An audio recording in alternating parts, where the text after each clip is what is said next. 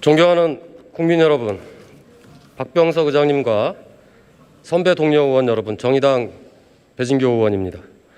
저는 오늘 한미방위비 분담금 특별협정 비준 동의안에 대해 국회가 거부할 것을 요청드리기 위해 이 자리에 섰습니다. 이대로 비준 동의안이 통과된다면 한미동맹의 가치는 훼손되고 불평등한 한미 관계만 남게 될 것이기 때문입니다.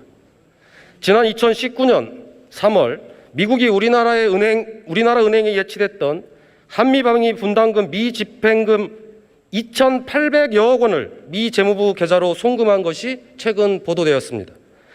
한미방위 분담금 미집행 예산을 현금으로 지급하는 것은 원칙에도 어긋날 뿐만 아니라 그 돈이 어디에 어떻게 쓰이는지 한국이 감시할 방법도 없기 때문입니다.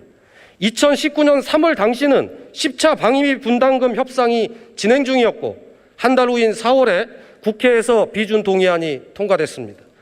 그 비준 동의안의 부대 의견에는 정부는 2,884억 원 상당인 미집행 현금이 조속히 손이 될 수 있도록 하고 그 집행 현황을 지속적으로 파악해 국회에 보고한다라고 되어 있습니다. 그런데 국방부 당시에 국회에 보고했습니까?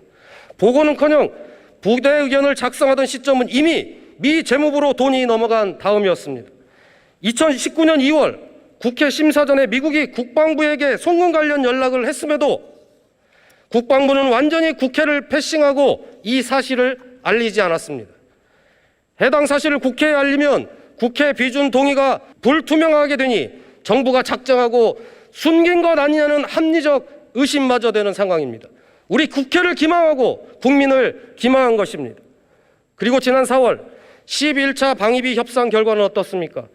올해는 전년 대비 13.9%에 증액된 1조 1,833억 원으로 합의됐고 2025년까지 국방비 증가율만큼 분담금도 함께 인상하기로 협상이 완료되었습니다. 완전 미국에 퍼주겠다는 것입니다. 국방비 증가율이 연평균 약 6%에 달합니다. 그럼 4년 뒤 2025년 방위비 분담금은 1조 5천억까지 인상될 수 있습니다.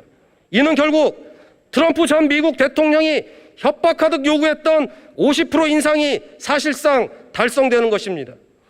미국에만 유리하고 한국의 부담만 크게 증가한 합의는 합리적이도 그리고 공평하지도 않습니다.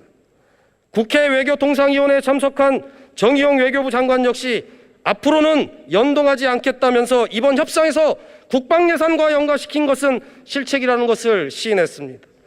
또한 2019년을 기준으로 미국 은행 계좌에 쌓여있는 방위비 분담금 장래만 9,079억 원입니다. 군사건설비의 불법 축적 등이 포함된 미집행금도 물론 문제입니다.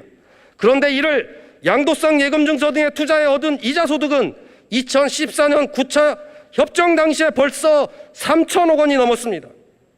당시 정부는 방위비 분담금이 예치된 커뮤니티 뱅크가 미 정부기관으로 판정될 경우에는 차기 협상 시 총액 규모 등에 반영토록 하겠다라고 답했습니다. 이후 커뮤니티 뱅크가 미 국방부 소유의 은행 프로그램임이 밝혀졌음에도 지난 10차 협정에 이어 11차 협정에도 반영되지 않았습니다. 미국이 편법적인 이자 놀이를 한 것인데 정부는 이를 바로잡을 의지조차 없는 것입니다. 바이든 대통령은 후보 시절 한국에 50억 달러를 요구하는 트럼프 대통령을 향해 동맹을 강타한 것이라고 비판했습니다. 그런데 대통령이 되고 난 후 동맹을 복원하기는커녕 트럼프 정부 정책을 이어나가는 모습입니다. 바이든 대통령의 말을 그대로 돌리자면 이번 방위비 분담금 협상은 대한민국이 미국의 동맹을 강탈당한 것입니다. 존경하는 선배 동료 의원 여러분, 제11차 한미 방위비 분담금 협정 비준 동의안에 반대 투표해야 합니다. 첫째, 코로나19로 인해 온 국민이 고통스러운 지금 국가재정의 최우선 과제는 무조건 민생 극복입니다. 미군 주둔 비용을 13.9%나 인상한다는 것을 납득할 국민은 없습니다. 둘째, 집행도 되지 않고 미국의 재테크에나 활용되고 있는 방위비를 납득할 만한 이유도 없이 50%씩이나 더 인상하라는 부당한 요구를 국민을 대표하는 국회라면 결코 찬성할 수도 해서도 안 됩니다. 마지막으로 이번 비준